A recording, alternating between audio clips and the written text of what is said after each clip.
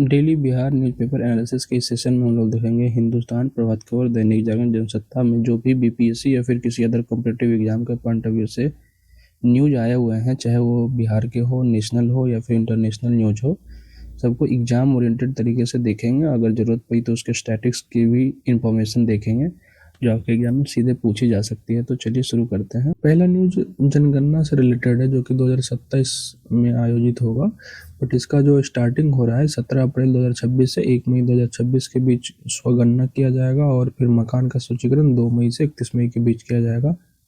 इसके लिए प्रगति और विकास को शुभंकर बनाया गया है। प्रगति और विकास है जनगणना, भारत की जनगणना का शुभंकर है क्या? प्रगति और विकास। नेक्स्ट न्यूज देखते हैं। नेक्स्ट न्यूज में ये है कि हमारा जो नेशनल स्टैटिक्स ऑफिस है जो कि ministry of statistics and programme implementation के अंतर्गत आता है, इसके द्वारा राष्ट्रीय घरेलू आय सर्वेक्षण 2026 किया जाएगा और ये देश का प्रथम घरेलू आय सर्वे होगा। नेशनल हाउसिंग इनकम सर्वे होगा कब? तो अप्रैल 2026 से मार्च 2027 के बीच में होगा। आपके एग्जाम में आ सकता है कि ये सर्वे कौन कंडक्ट करवा रहा है, तो ध्यान रखना एनएसओ जो कि मॉस्पी के अंतर्गत आता है। और ये NHIS क्या है या फिर आप क्या करना है, ये सब सवाल आप में नहीं पूछे जाएंगे बीपीएससी प्रीलिम्स में, बस ये आएगा ये कौन करवा रहा है, तो ध्यान रखना है। नेक्स्ट न्यूज पे चलते हैं। नेक्स्ट न्यूज है कि इंडोनेशिया जो है ना बच्चों के लिए सोशल मीडिया बैन करने जा रहा है या बैन कर दिया है। और ये सोशल मीडिया जो है बैन करने वाला इंडोनेशिया दक्षिण पूर्व एशिया का पहला देश बना है। वर्ल्ड का पहला देश नहीं बना, ध्यान रखना, दक्षिण पूर्व एशिया का पहला देश बना है इंडोनेशिया जिसने कि बच्चों के लिए सोशल मीडिया बैन किया है। पिछले साल जो है ऑस्ट्रेलिया ने भी 16 साल से कम उम्र के बच्चों के लिए सोशल मीडिया पर प्रतिबंध लागू कर दिया था। किसने? ऑस्ट्रेलिया। तो वर्ल्ड की पहली कंट्री कौन सा है जो कि सोशल मीडिया बच्चों के लिए, दैट मीन 16 साल से कम उम्र के बच्चों के लिए बैन किया था? तो ऑस्ट्रेलिया है। और दूसरे नंबर की जो कंट्री थी ये फ्रांस है। फ्रांस ने भी 15 साल से कम उम्र के बच्चों के लिए सोशल मीडिया बैन किया, इंटरनेट बैन किया है। और अब जो दक्षिण पूर्व एशिया का पहला देश बना है वो बना है इंडोनेशिया जो कि सोशल मीडिया बैन कर रहा है। अब नेक्स्ट न्यूज देखो, WTO का जो है ना, यहाँ कैमरून के याओंडे में WTA का 14वां मंत्री स्तरीय सम्मेलन है। ये जो मंत्री स्तरीय सम्मेलन होता है ये हाईएस्ट मेकिंग बॉडी होता है, हाईएस्ट मेकिंग बॉडी WTO का है। तो इस बात को हमें ध्यान रखना है। 14वें मंत्री स्तरीय सम्मेलन जो WTO का कहाँ हुआ है, सीधे आपके पेपर में पूछा जा सकता है कहाँ हुआ, तो कैमरून के याओंडे में आयोजित किया गया था। तो हम यहाँ देखेंगे WTO क्या है, कब बना है। 1994 में मार्कस एग्रीमेंट हुआ था। कब हुआ था? 1994 में। इसी एग्रीमेंट के तहत, मार्कस एग्रीमेंट के तहत 1 जनवरी 1995 को वर्ल्ड ट्रेड ऑर्गेनाइजेशन WTO की स्थापना की गई थी। कब? 1995 में। रिप्लेस किया था ये इससे पहले जो general agreement on tariff and trade था जो कि 1948 से एग्जिस्टेंस में था। गैट को रिप्लेस किया था कौन? WTO। और WTO कब बना था? तो 1995 में। सीधे ये तीनों आ जाता है पॉइंट की रिप्लेस किसको किया था, किस एग्रीमेंट से WTO बना, कब बना। तो इन पॉइंट्स को ध्यान रखना है। WTO का जो हेडक्वार्टर है ये है स्विट्जरलैंड के जेनेवा में, और इसमें हेडक्वार्टर कहाँ है? तो जेनेवा में। और मेंबर कितना है WTO में? तो 166 मेंबर है, और इंडिया भी एक फाउंडिंग मेंबर है। इस बात को हमें ध्यान रखना है। और अभी जो डायरेक्टर जनरल है वो है नगोजी ओकोंजो-इवेला। बीपीएससी एक बार पूछ चुका है।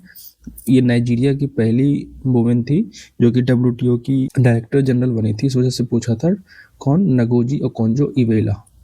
और हाईएस्ट मेकिंग बॉडी है, अभी तो जस्ट बताइए, मंत्री स्तरीय सम्मेलन जो होता है मिनिस्टर कॉन्फ्रेंस, ये हाईएस्ट मेकिंग बॉडी है। इसके अलावा कोई भी निर्णय लिया जाता है मंत्री स्तरीय सम्मेलन में तो हमें ध्यान रखना है कि वोटिंग के माध्यम से कोई भी निर्णय नहीं लिया जाता है। यहाँ जो है कंसेंसस के माध्यम से निर्णय लिया जाता है। अगर एक भी देश असहमत है इस कुछ निर्णय से तो वो निर्णय नहीं होगा। तो बस इस आर्टिकल से हमें इतना ही ध्यान रखना है कि कैमरून के याओंडे में WTO का 14वें मंत्री स्तरीय सम्मेलन आयोजित किया गया।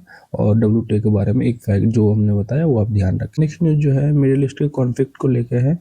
कल क्या हुआ कि अमेरिका का एक विमान है E3 सेंट्री, ध्यान रखो, E3 sentry early warning and control विमान, जो इसको अकॉक्स भी कहते हैं, अवॉक्स भी बोल रहे हैं। ये किसकी विमान है? E3 Sentry. तो ये अमेरिका का अर्ली वार्निंग एंड कंट्रोल विमान है।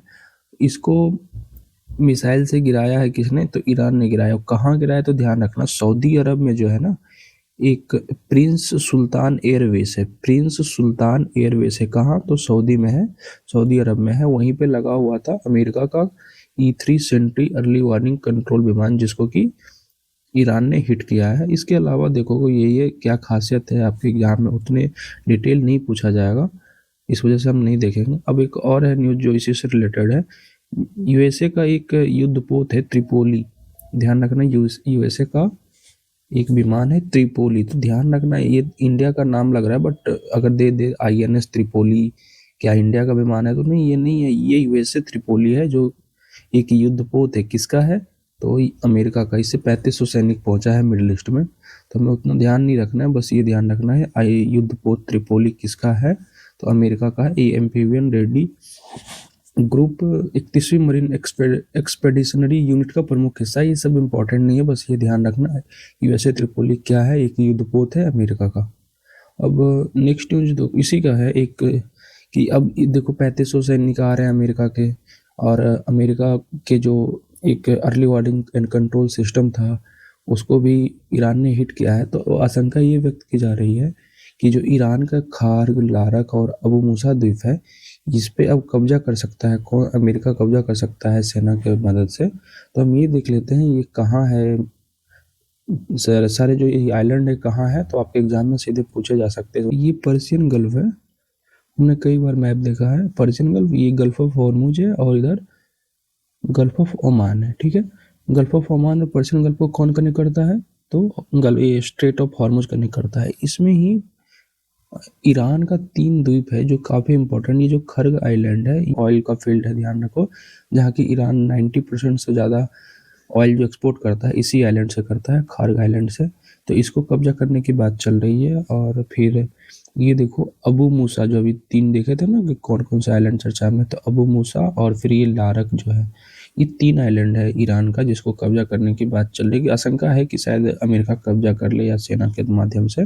तो आपके एग्जाम में ये भी आ सकता है कि वेस्ट टू ईस्ट इसको अरेंज करो, तो खार्ग, अबू मूसा या लारक। की वेस्ट ईस्ट टू वेस्ट भी आ सकता है, या फिर नॉर्थ टू साउथ भी अरेंज करने के लिए आ सकता है। तो इस पॉइंट को अच्छे से आप मैप में विजुअलाइज कर लोगे तो याद रहेगा लंबे समय तक। और मैंने कई बार बताया है कि पर्शियन गल्फ किस किस कंट्री से बाउंड्री शेयर करता है। अगर आप देख रहे हैं तो कमेंट में बताइए कि पर्शियन गल्फ जो है किस किस देश की बाउंड्री शेयर करता है।